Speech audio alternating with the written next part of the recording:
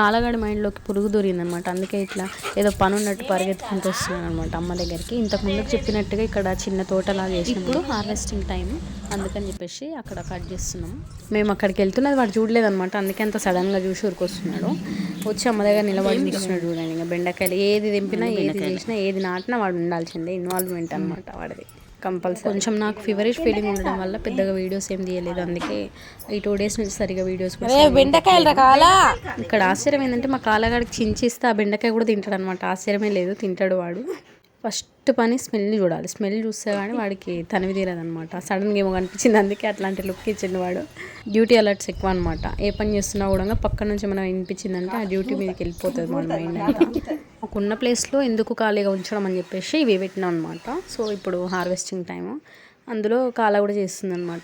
వాడికి పూర్తి స్మెల్ చూపించే వరకు వాడు అట్లా చేస్తాడు. కూరగాయల పిచ్చిది మా కాల మొత్తానికైతే.